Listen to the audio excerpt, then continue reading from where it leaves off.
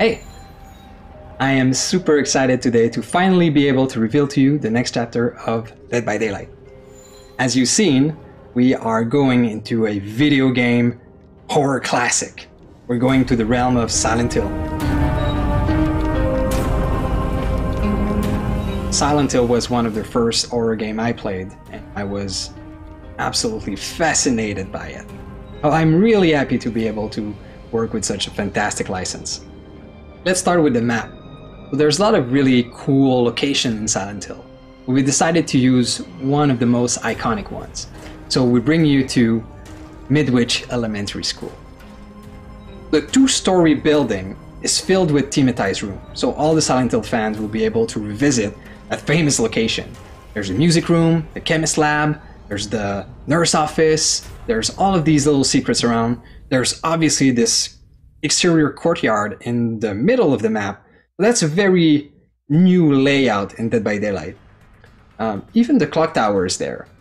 We've also filled the map with all sorts of surprises and secrets for all of you fans out there. A lot of winks to the Silent Hill franchise.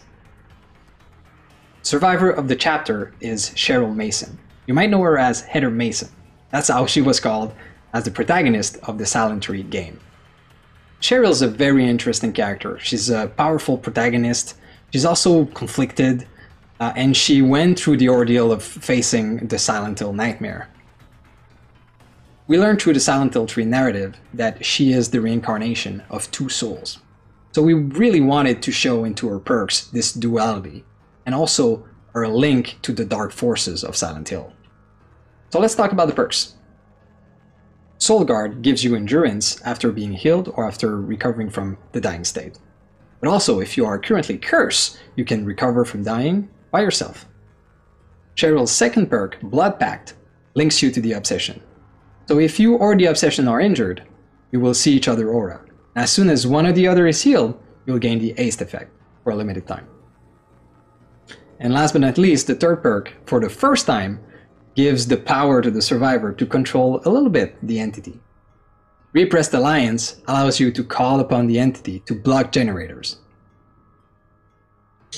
With this chapter and character, we also introduce a new type of cosmetic called Legendary Skins. Legendary outfits are really cool. They are not just an outfit. They actually completely change the character you're controlling. So for example, the first legendary skin that's going to appear in this chapter is Lisa Garland. So you'll be able to take Cheryl Mason and transform into Lisa. The killer of the chapter is none other than Pyramid Head, and he comes to Dead by Daylight with the name The Executioner. And I just want to add something here. The Pyramid Head that's coming to DVD is the classic Pyramid Head from Silent Hill 2, straight from the tormented mind of James Sunderland. Pyramid Head's power roots itself in the dark forces of Silent Hill. So first of all, obviously you have this big, giant knife that you're wielding. And with it, you have a special attack. The special attack is a ranged attack that goes even through collision. Where it gets really interesting is that Pyramid Head can plant his knife in the ground and draw trenches around the map. These trenches, when the survivor goes through them, will make them tormented. So tormented is a killer effect that at first seems like it's not doing anything. But if you're suffering from the tormented killer effect and you're in the dying state, that's where it gets really interesting. So Pyramid Head can, instead of grabbing you and bringing you to a hook, he can decide to call upon the forces of Silent Hill, which will grab the survivor and send him directly to a cage of atonement.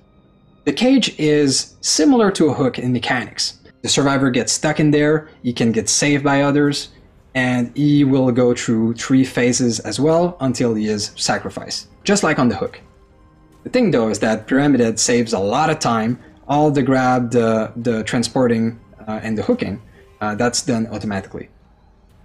When the survivors are ripe for a sacrifice, if they are caught in the tormented killer effect and in the dying state, Pyramid Head will be able to call upon a final judgment on them. That's a way of saying that they can kill them instantly. It's like a mini Mori. Now let's talk a little bit about the perks of Pyramid Head. they bring new tools for deception. The first perk, Force Penance, will give the Oblivious status effect to a survivor that protects another survivor from a hit. The Pyramided's second perk, Trail of Torment, will make him undetectable when he breaks a gen. We'll also highlight this gen in a yellow aura for the survivors. And the last perk, Deadbound, will link a healer to a healed survivor. If they run too far from each other, they'll suffer from the Oblivious status effect. So that's it. That's the Silent Hill chapter. Again, we're super happy and proud to have had the chance to work with such a fantastic franchise. Personally, I'm a huge fan. I'm super stoked to see all the stories that's going to happen with these characters. I'm glad that Pyramided and Cheryl have a new life into our universe. What's also super exciting is that the PTB with the Silent Hill chapter will be available right now. So you'll be able to download it and try it for yourself. And it's going to be released also very soon. As a last message, I would like to say to everyone, to all of you fantastic community, happy 4th anniversary. Thank you for all your support, all the ideas, all the meaningful discussion that we have online with all of you. You've been fantastic, and I'm going to raise my glass to several more years.